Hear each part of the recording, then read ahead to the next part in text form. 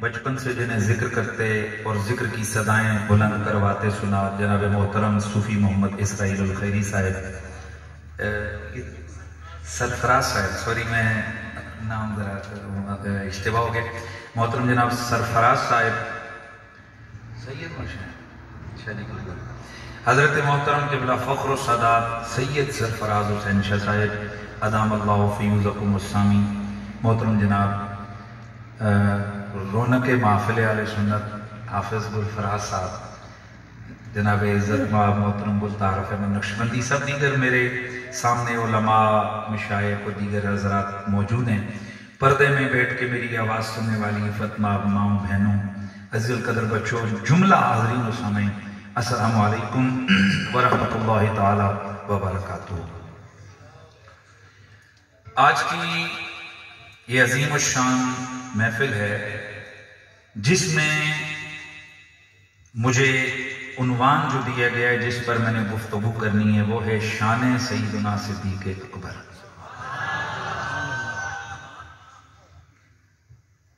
اللہ کی اس پوری دھرتی اور کائنات میں سب سے افضل انسان نبی ہوتا ہے، اس لیے انبیاء سارے کے سارے عام مخلوق سے افضل و اعلیٰ۔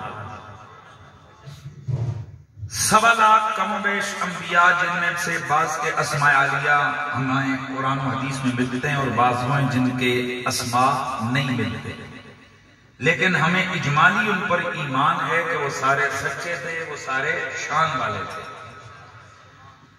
ان نبیوں کے بعد اس پوری کائنات پر جو انسان آ چکے یا جنہوں نے صبح قیامت تک آنا ہے، ان سب میں سے انبیاء کے بعد جو ہستی سب سے افضل چشمے فلک نے دیکھی، آج اس کے نام کی یہ محفل ہے، اور وہ ہستی ہے جناب سیدنا ابو بکر صدیق۔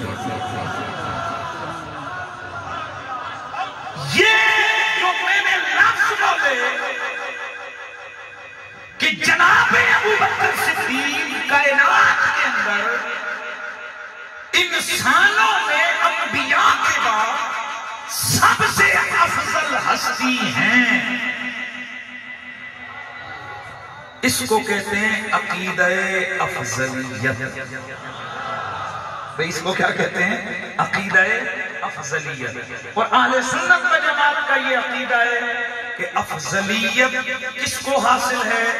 جناب حضرت سیدنا ابو بکر صدیق۔ اس سے پہلے آپ مجھ سے علی علی سنتے رہے ہو، تو یہ کئی معدے خراب ہو چکے ہیں، فکری معدے۔ ویسے تو ہڈیاں بھی ہضم کر جاتے ہیں، یہ یتیموں کا مال بھی ہضم کر جاتے ہیں، غریبوں کا، مسجدوں کا، مدرسوں کا، سب کھا جاتے ہیں، ادھر سے معدے ٹائٹ ہیں، فکری معدے ان کے بڑے کمزور ہیں۔ اور جن کا فکری معدہ کمزور ہو نا، انہیں ذکر آل بیت پچتا نہیں، انہیں بدہضمی شروع ہو جاتی ہے، اور وہ بدہضمی زبان کے ذریعے سے ہوتی ہے۔ وہ جی دیکھیں گے کہیں وہ تو نہیں ہوگے علی علی کو بندے کا پتروں موضوع جو علی کا ہے، تو ہم نے علی علی کرنا ہے۔ آج تم نے رکھا ہے نا موضوع ابو بکر صدیق کا، تو اب اگر اس موضوع میں کوئی سنی ڈنڈی مارتا تمہیں نظر آئے پھر بات کرو، لیکن یہ کیا ڈرامہ بنا دیا کہ جب ذکر آل محمد کا ہو تو وہاں شانیں بھی انہی کی بیان ہو گئے۔ اسی طرح آج چونکہ شان کا جلسہ ہے میرے آقا صدیق اکبر کا، اور ہم منافق نہیں، ہم مداہن نہیں، ہم نہ خارجی نہ ناسبی، ہم ہیں سنی الحمدللہ۔ اور سنی وہ ہے جو صحابہ کا بھی غلام ہو، محمد کی آل کا بھی غلام ہو۔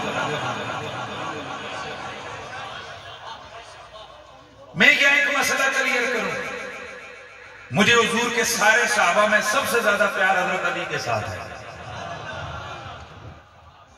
میرے دل کا مسئلہ ہے، میں مجبور ہوں، میں جھوٹ نہیں بولتا، اور یہ کسی کو تکلیف بھی نہ ہو جی کہ افضل جب ابو بکر صدیق ہیں تو محبت علی سے زیادہ کیوں؟ دادا صاحب پیشور مجموع میں لکھتے ہیں مجھے سارے صحابہ میں سب سے زیادہ پیار حضرت بلال سے، اب حضرت داتا صاحب کے حضور بھی جا کر گوڑے کے ٹیک کرو اور پوچھو کہ جناب جب افضل البشر ابو بکر، پھر عمر، پھر عثمان، پھر حیدر، پھر عشر مبشرہ، پھر بدری، تو یہ حضرت بلال کیسے؟ تو جواب یہی ملے گا، یہ محبت ہے، اور محبت دل میں رب ڈالتا ہے۔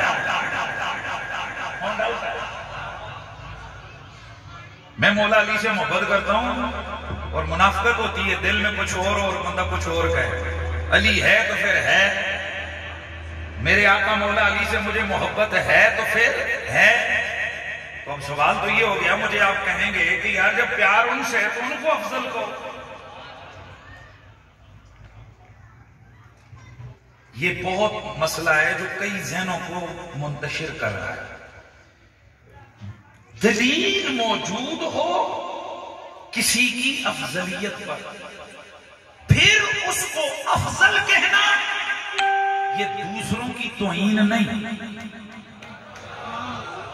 جس طرح ہمارے آقا سب نبیوں سے افضل، لیکن اس پر ہمارے پاس دلیل موجود ہے۔ انا امام المرسلین ولا فخرا، اعلیٰ حضرت غالب بریلوی نے پورا رسالہ لکھا ہے کہ قطعی افضلیت حاصل ہے حضور کی ذات کو سارے نبیوں پر۔ تو اب تلک الرسل فضلنا بعضهم علی بعض، قرآن اور جگہ جگہ وما ارسلناک الا رحمۃ للعالمین انا ارسلناک کافۃ للناس بشیرا ونذیرا، یہ قرآن کی قطعی دلیلیں موجود ہیں کہ میرے مصطفیٰ سب نبیوں کے سردار ہیں۔ تو اب ہم صبح شام پڑھتے ہیں سب سے اولا و اعلیٰ ہمارا نبی، تو کیا کل کوئی پیغمبر اللہ کے دربار میں کھڑے ہو کر کہے گا کہ اے اللہ تیرے محبوب کے امتی ہماری توہین کرتے رہے، وہ کہتے رہے سب سے اولا و اعلیٰ ہمارا نبی، تو تیرے نبی کو اعلیٰ کہتے رہے لہذا ہماری توہین ہو گئی؟ نہیں ہوگا، نہیں ہے۔ کیوں کہ حضور کی افضلیت پر جب دلیل موجود ہے تو باقی نبیوں کی عزت سینے میں ہو، حضور کا ذکر زبان پہ ہو، وہ بھی خوش ہیں، خدا بھی خوش ہے۔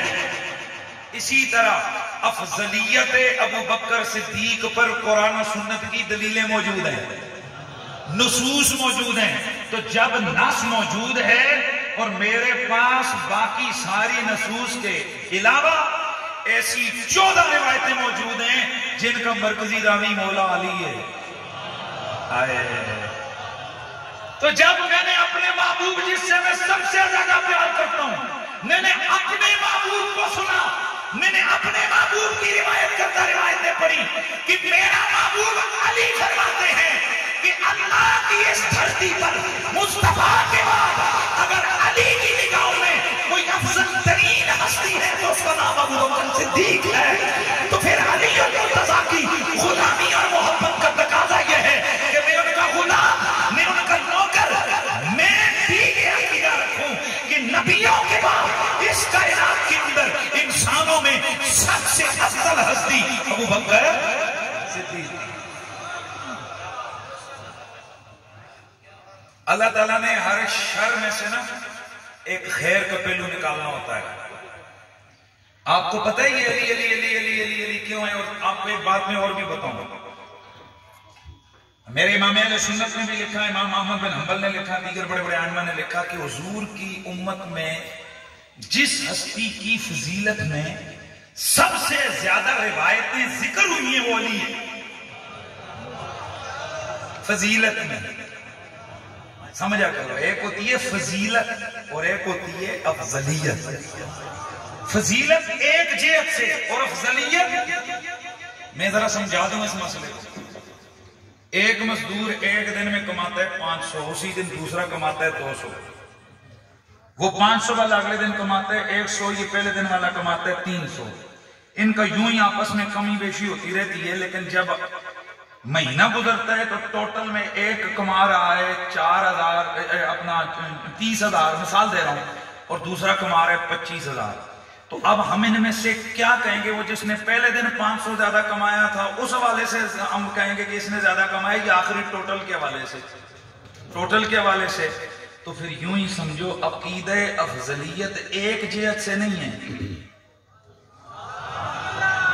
نہیں یار، بات کو سمجھنے کی کوشش کریں۔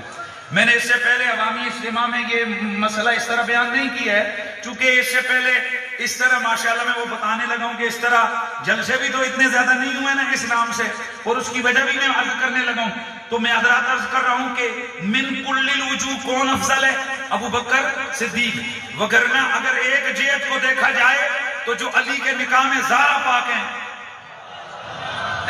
جو مولا علی کا ہاتھ پکڑ کے حضور کہہ رہے ہیں من کنت مولا فعلی مولا، جو میرے حضور کہہ رہے ہیں انت اخی فی الدنیا والآخرہ. اور بابا یہ وہ فضیلت ہے مولا علی کی کہ ان کے سامنے ابو بکر بھی کہتے ہیں علی زندہ باد، عمر بھی کہتے ہیں علی زندہ باد، اشرف مبشرہ بھی کہتے ہیں علی زندہ باد. ان کے حوالے سے یقیناً جو رسول کی قربت کا رشتہ ہے علی کا نمبر پہلا ہی نظر آتا ہے. جو فاطمہ زہرا ان کی قربت میں ہیں، ان کے نکاح میں ہیں، اس جہت سے پہلا ہی مقام نظر آتا ہے. اور آپ کو اگر اور شجاعت کو دیکھو، اسی طریقے سے مولا علی پاک کی قربت کو دیکھو تو یہ جناب پہلا ہی نمبر نظر آتا ہے. لیکن جب کل الوجوہ ٹوٹل کرو تو پھر ابو بکر صدیق کا پہلا نمبر نظر آتا ہے. آئے ہائے. اس لیے میدے کو ٹھیک رکھنا چاہیے. جب اگر کبھی کوئی ان جہتوں سے علی علی علی علی علی کر کے کہہ رہا ہو میرے علی جی ہے، کوئی اور نہیں، وہ ٹھیک کہہ رہا ہے. کیونکہ یہ تو صدیق اکبر خود اعلیٰ حضرت خالد بریلوی نے مدد القمرین شریف کے اندر لکھا ہے کہ مولا علی کو ایسے ہزاروں خصائص حاصل ہیں تو جو شیخین کریمین کو بھی حاصل نہیں ہے. شیخین کریمین کہتے ہیں حضرت ابو بکر اور حضرت عمر. لیکن چونکہ آج شان ابو بکر صدیق ہے، اس لیے آج میرے سونے مرشد سونے پیر صحابہ کے امام تابعین کے امام حضرت ابو بکر صدیق کا آج ذکر خیر ہوگا. کون ابو بکر صدیق؟ جو میرے نبی کی امت کا سب سے اکرم بندہ ہے. ڈھیلے نہ بولو مہربانی فرماؤ. جو میرے نبی کی امت کا سب سے اکرم بندہ ہے. اکرم کہتے ہیں عزت والے کو، اکرم کہتے ہیں بزرگی والے کو، اکرم کہتے ہیں بڑی شان والے کو. اور یہ میں نہیں کہتا، یہ سب کچھ میرے اللہ کا قرآن کہتا ہے. آئیے ذرا قرآن مجید برہان رشید سے چند آیت شان صدیقی میں پیش کر کے مقصود یہ ہے کہ اللہ نے ہر خیر شر میں سے خیر کا پہلو نکالنا ہوتا ہے. علی علی زیادہ زمانے میں کیوں ہوا؟ حضرت شاہ عبدالعزیز محدث دہلوی فرماتے ہیں، شاہ ولی اللہ بھی لکھتے ہیں، شاہ عبدالحق محدث دہلوی نے بھی لکھا ہے، دیگر ائمہ مفسرین لکھتے ہیں کہ جب ناسبیوں نے خارجیوں نے شان علی میں حملے کرنے شروع کیے، ان کی شانوں کو چھپانا شروع کیا، ان کا نام لینے والوں کو مارنا شروع کیا، ان کے نام لینے والوں کو سزائیں دینی شروع کی. مولا علی پر منبروں پہ بیٹھ کے تبرک کرنے لگے، منبروں پہ بیٹھ کے ان پر لعنت کرنے لگے، مولا علی پر سب و شتم ہونے لگا. تو اب جس مفسر کے سینے میں، جس محدث کے سینے میں جو بھی حدیث شان علی میں تھی، اس نے جان کی پرواہ نہیں کی، علی کی شان کو بیان کر دیا. اس لیے مجموعی طور پر حضرت مولا علی کی شان میں حدیثوں کی تعداد زیادہ ہو گئی. میرے دوستو، ویسے تو عام طور پر ہمارے یہاں ہمیں نبی کی ذکر یعنی میلاد سے ہی فرصت نہیں ملتی ہے. اس طرح کے گاؤں میں اور یوں گھروں کے اندر عمومی طور کے اوپر یا میلاد کا جلسہ ہوتا ہے یا میرے غوث پاک کی 11ویں کا جلسہ ہوتا ہے. لیکن چونکہ قریب کے دنوں میں ایک بدبخت رافضی نے میرے نبی کے یار غار یار مزار امت کی افضل ترین ہستی حضرت ابو بکر صدیق کے خلاف زبان کھولی، اور بھی روافض اپنے اپنے خدوں سے نکلے. انہوں نے شان صدیق اکبر کو داغدار کرنے کی کوشش کی. اللہ نے اس شر میں سے ایک خیر کا پہلو یوں نکالا کہ اب گلی گلی نگر نگر ابو بکر کی صدائیں آ رہی ہیں. اسی لیے تو پھر ہماری زبانوں پہ بھی یہ جاری ہے کہ امامت میں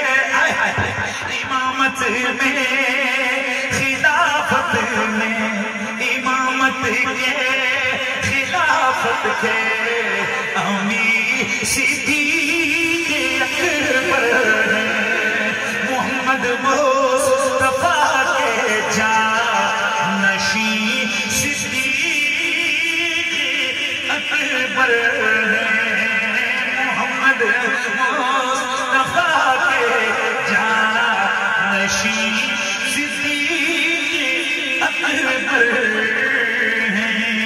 میرے نبی کا کلمہ پڑھنے والوں، میرے اللہ کا قرآن سورۃ اللیل والضحیٰ نبی کی شان میں، واللیل ابو بکر کی شان، سورۃ اللیل میرے اللہ کا قرآن، وَسَيُجَنَّبُهَا الْأَتْقَى الَّذِي يُؤْتِي مَالَهُ يَتَزَكَّى۔ ذرا جلدی سے میں چاہتا ہوں کہ یہ الفاظ آیت کو ذرا سمجھا دیے جائے۔ سورۃ اللیل میں اللہ فرماتا ہے وَسَيُجَنَّبُهَا الْأَتْقَى الَّذِي يُؤْتِي مَالَهُ يَتَزَكَّى، کہ یہ جو جہنم کی آگ ہے نا، پیچھے جہنم کی آگ کا ذکر ہوا، فرمایا اس آگ سے ہم اس بندے کو بچا لیں گے جو اتقا ہے۔ کون ہے؟ اتقا۔ اتقا متقی سے اس میں تفضیل کا صیغہ ہے، ایک ہوتا ہے گڈ، ایک ہوتا ہے بیٹر، ایک ہوتا ہے بیسٹ، ایک ہوتا ہے متقی اور ایک ہوتا ہے اتقا۔ اتقا کا مطلب ہوتا ہے سب سے بڑا تقوی والا، سب سے بڑا۔ یہ سورۃ اللیل کی آیت ہے، امام بغوی فرماتے ہیں تفسیر بغوی کے اندر کہ اس بارے میں اجماع مفسرین کا کہ یہاں اتقا جس کو اللہ فرماتے ہیں کہ ہم اس آگ سے اسے بچائیں گے جو اتقا ہے، اور وہ ہے کون؟ الذی یؤتی مالہ یتزکا، جو اپنا مال اس لیے خرچ کرتا ہے تاکہ اس کا باطن پاک ہو جائے، تاکہ اس کا باطن۔ امام بغوی فرماتے ہیں کہ یہاں اتقا جس بندے کے لیے یہ ذکر ہو رہا ہے کہ جو اپنا مال اس لیے خرچ کرتا ہے کہ اس کو باطن کا تزکیہ مل جائے، پاک ہو جائے، وہ فرماتے ہیں اجماع مفسرین ہے کہ یہاں سے مراد اتقا سے ابو بکر صدیق ہے۔ ابن جوزی، ابن ابی حاتم، طبرانی، محمد بن اسحاق، انہوں نے اجماع نقل کیا، اور تبرسی صاحب جو دوسرے مسلک یعنی اعلی تشیع مکتب فکر سے وہ تعلق رکھتے ہیں، وہ بھی کہتے ہیں یہاں اتقا سے مراد ابو بکر صدیق ہے۔ یار مہربانی فرمائیے، تو یہ کنفرم ہو گیا کہ اتقا کون ہے؟ بھائی یہ میں نے سبق سمجھانا ہے یار، اتقا کون ہے؟ بڑا متقی کون ہے؟ بڑے تقوی والا کون ہے؟ بڑی شانوں والا کون ہے؟ ابو بکر صدیق۔ اور یہ جو اتقا ہے اس کا اللہ کیا مقام کیا ہے؟ یہ تو ہو گیا نا کہ اتقا جہنم سے بچ گیا، اے اللہ اب جہنم سے بچنے والے تو اور بھی بہت ہیں، صدیقین ہیں، شہداء ہیں، ولی ہیں، صالحین ہیں، مومنین ہیں، مقربین ہیں، ان میں ابرار ہیں، غوث ہیں، کتب ہیں، ابدال ہیں، قلندر ہیں، یہ سارے انشاءاللہ جہنم کی آگ سے بچیں گے۔ تو وہ جو اتقا تو نے بچایا ہے جہنم کی آگ سے، تیرے نزدیک اس کی شان کیا ہے؟ تو میرا رب فرماتا ہے اِنَّ أَكْرَمَكُمْ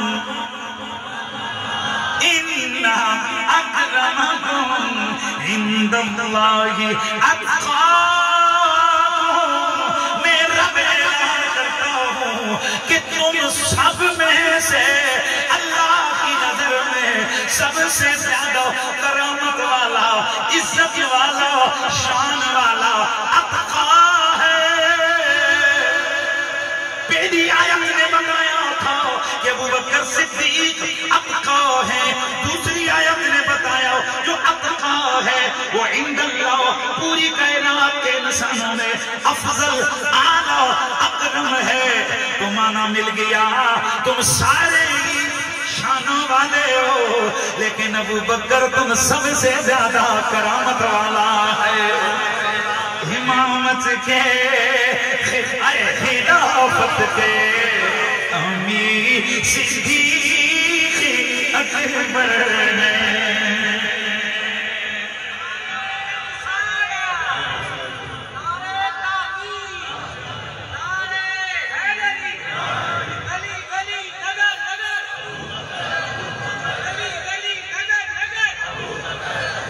امامت کے خلافت کے امیر صدیق اکبر نے محمد مصطفیٰ کے جانشین صدیق اکبر نے.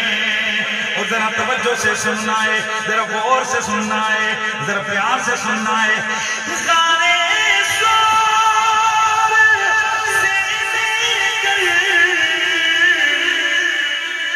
رسول اللہ کے روضے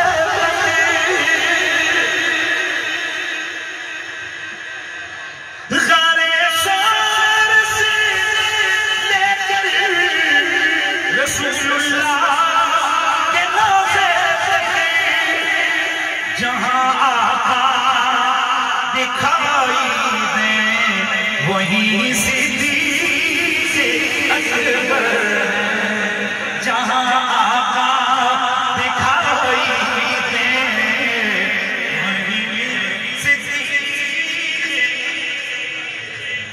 اللہ اکبر. میرے دوستو، یہ میرے آقا کے یار غار جناب سیدنا صدیق ہیں. ثانی اثنین والی آیت کو اس کا مصداق یہ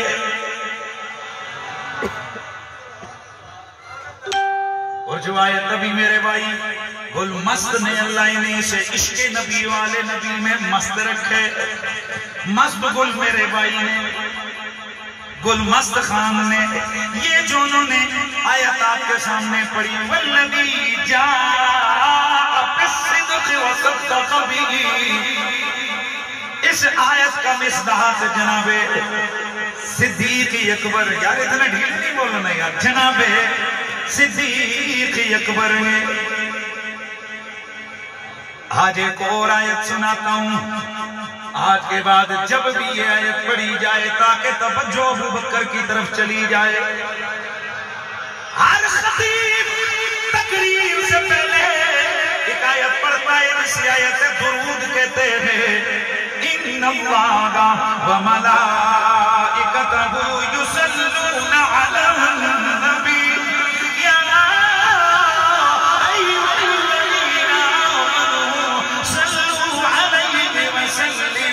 تسلیما. توجہ ہے، اسے آیت درود کہتے ہیں. جب یہ آیت نازل ہوئی میرے نبی نے قرآن پڑھا، اور آپ کو پتہ ہونا چاہیے جب نیا کلام میرے نبی پہ اترتا تو صحابہ کو کیسے پتہ چلتا کہ آیتیں اتری ہیں. میرا نبی اگلی نماز میں ان کی تلاوت فرما دیتے. اس لیے وہی تو میرے نبی کی ہر بات وہی ہے، میرا نبی جو بولے وہ وہی ہے. اب فرق کیسے ہوتا ہے قرآن میں حدیث میں؟ فرق کیسے ہوگا؟ علماء فرماتے ہیں کہ جس وحی کی نبی تلاوت کرے وہ قرآن ہے، اور جو ویسے باتیں فرمائے وہ حدیث ہے. تو میرے نبی نے نماز میں جن کی تلاوت کی، جب یہ آیت درود نازل ہوئی میرے نبی نے اس کی تلاوت فرمائی. نماز ختم، میرے حضور کی خدمت اطہر میں میرے نبی کا یار غار آ گیا. آئے ہائے، بڑے توجہ سے سننے ہیں. پریشان پریشان او میرے سونے ابو بکر. اور یہاں میں آپ کو ایک جملہ عرض کر دوں، یہ بات حضرت کے مریدوں کو زیادہ سمجھ آئے گی. یا انہاں لوگوں دے جنہیں صرف پیر نام واسطے نہیں بڑھائے اور آج کل تک نے ہمارا فیشن بن گئے بس طالب ہو جائے، جانا نہیں مننا نہیں ہو سرکاروں پر طالب ہو جاؤ. کیا ڈرامہ ہے؟ طالب ہو جاؤ، مننا نہیں. پیر بناتا ہے بندہ اپنی تربیت کے لیے. پیر کے پاس نہ آؤ نہ جاؤ، نہ پیر منہ لاوے نہ متھا، تو پھر وہ پیر کے ڈویا گیا۔ اس لیے مرشد کا کام ہوتا ہے وہ شریعت کے معاملے میں رہنمائی کرتا ہے، اور جو عالم نہ ہو وہ جاہل ہوتا ہے، اور جو جاہل ہو وہ پیر نہیں ہو سکتا۔ یہ پکی بات ہے۔ اعلیٰ حضرت فاضل بریلوی رحمۃ اللہ تعالیٰ علیہ نے فتاوی رضویہ میں 3 مقامات پر یہ فتویٰ دیا ہے کہ جاہل پیر کی بیعت کرنی حرام ہے۔ نعرہ تکبیر!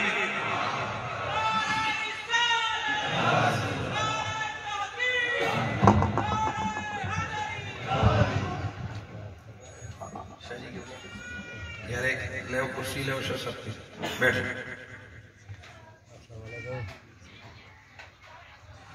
میں ایک مسئلہ آپ کے سامنے عرض کرنے لگا ہوں، اور بڑی توجہ سے آپ نے اس مسئلے کو سماعت فرمانا ہے۔ میں عرض کر رہا ہوں کہ یہ مسئلہ حضرت کے مرید صحیح سمجھیں گے یا وہ لوگ صحیح سمجھیں گے کہ جن کا اپنے بزرگوں کے ساتھ تعلق اور آنا جانا ہوتا ہے۔ او بھائی مجھے آپ لوگ بتاؤ، کیا ہر وقت آپ کی یہ پہنچ میں ہوتا ہے کہ جب دل کرے حضرت پاک صاحب سے آ کر سوال جواب شروع کر دو؟ اور بولو نہیں آ اے جڑے حضرت کی نسبت لے ٹوپیاں لے ہو تسی بولو۔ سب سے پہلے حضرت کا مزاج دیکھتے ہو، جگہ دیکھتے ہو، وقت دیکھتے ہو، پھر بھی ہمت نہیں ہے۔ اور مرشد نائب حضور ہوتا ہے، اور اس کو مرشد بناؤ جسے تم نبی کا نائب کہہ سکتے۔ مرشد ہوتا کون ہے؟ نائب رسول، نائب حضور، یعنی حضور کی نیابت میں وہ ہوتا ہے، آپ کو تربیت کرتا ہے دین کی۔ تو جن لٹر لفنٹوں کی آپ بیعت کرتے ہو، ذرا سینے پہ ہاتھ رکھ کے بتاؤ، اگر کوئی آپ سے پوچھے کہ یہ نیابت رسول کا حقدار ہے، اگر ہاں کرو تو پھر میں دیکھوں، اور اگر نہ کرو، تمہاری جرت نہ ہو، تو پھر بے شریعت پیروں کی بیعت توڑو اور ان کی بیعت کرو جو صبح و شام اللہ کا ذکر، محمد عربی کی محبت اور شریعت اسلامیہ کا نور بکھیرتے نظر آئے۔ یہ بالکل یہ شرعی مسئلہ میں آپ کو بتا رہا ہوں۔ جو نماز نہ پڑھتا ہو، داڑھی منڈا ہو، اس کو جناب کلمے بھی 6 نہ آتے ہوں، خدا کا واسطہ یار اس کو تم کیسے بیعت کرتے ہو؟ اب میں جو جملہ سمجھا رہا ہوں، اتنا بڑا پتہ آپ کو، میں بعض چیزیں ایسی ہوتی ہیں جو تھوڑا ٹائم لگا کے دو نا تو پھر اس کا عزت اور قدر بڑی ہوتی ہے۔ تو کیا خیال ہے آپ کی صاحب، اگر آپ کو حضرت صاحب سے کوئی پوچھنا ہو تو جب دل کرے آ کر کے تو حضرت میرے کے سوال ہے کیا کرتے ہو؟ نہیں۔ کبھی حضرت موڈ میں ہو کہیں اور کسی نے کچھ پوچھنے وگرنہ کیا کرتے ہو؟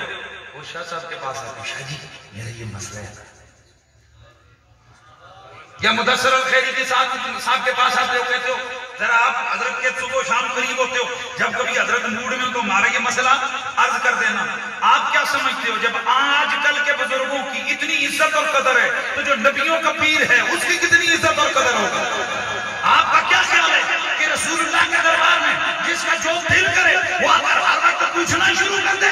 خدا کی عزت کی قسم ایسا نہیں ہے، اور اس کو تفصیل کے ساتھ پوری کتابیں اس مسئلے پہ لکھی ہوئی ہیں۔ رسول اللہ کے صحابہ حضور کے مزاج کو دیکھتے تھے، اور میں جو سب سے بڑی اور پتے کی بات آپ کو بتانے لگا ہوں، جب کبھی حضور کی طبیعت مبارکہ وہ محسوس کرتے کہ اب حضور عمومی بات کے کرنے کے طرف متوجہ ہیں تو پھر اپنا مسئلہ عرض کر دیتے۔ لیکن اگر ایسا نہ ہوتا تو 2 ہستیاں تھیں جن کے لیے کوئی ٹائم مقرر نہیں تھا، وہ جب چاہتے جو چاہتے نبی کے دربار میں سوال کر دیتے۔ حضور اگر مزاجن کسی مسئلے کی وجہ سے غضب کی کیفیت میں بھی ہوں، جب ان کی بات سنتے مسکرا کرتے۔ پتہ ہے وہ 2 کون ہیں؟ ایک ابو بکر صدیق ہے، دوسرا مولا علی ہے۔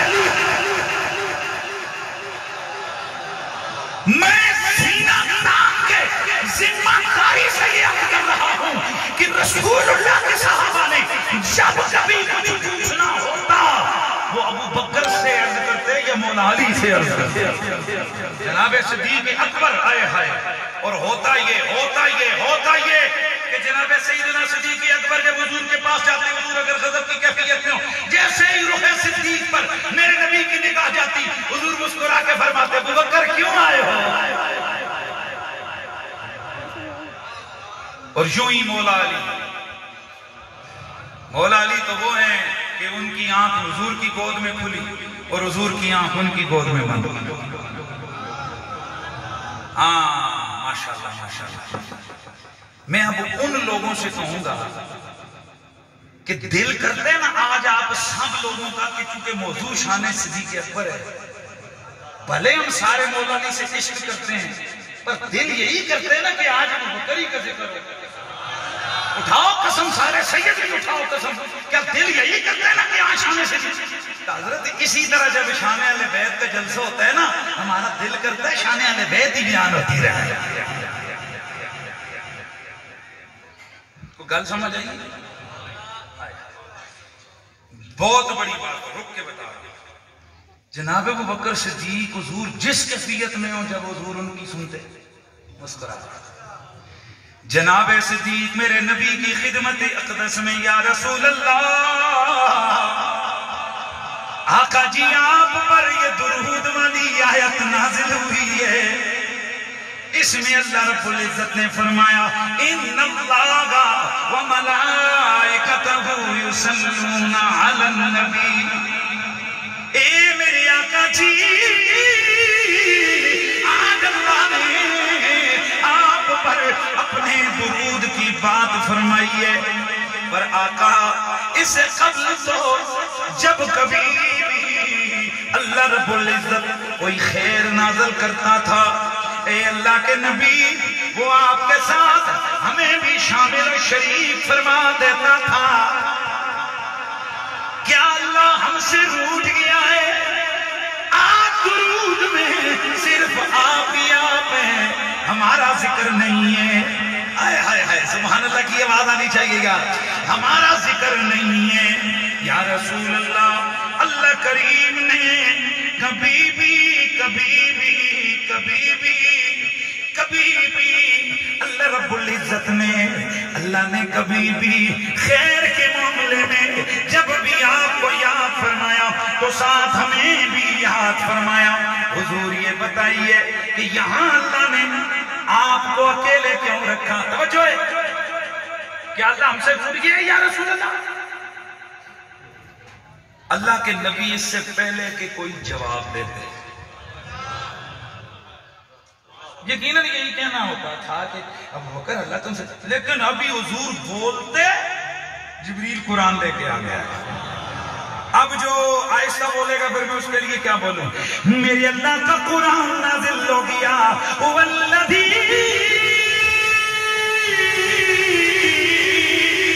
یصلی علیکم وملائکتہ لیخرجکم من الظلمات الی النور.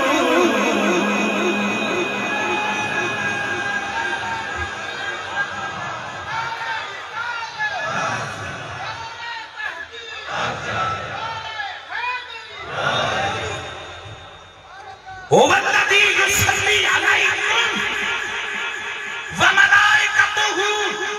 میرے حبیب ابو بکر کی چاہت یہ ہے کہ درود میں اللہ نبی کے ساتھ اسے بھی شامل کرے. فرمایا جا ابو بکر قرآن آ گیا ہے. رب فرماتے ہیں وہ رب جو تم پر درود بھیجتا ہے.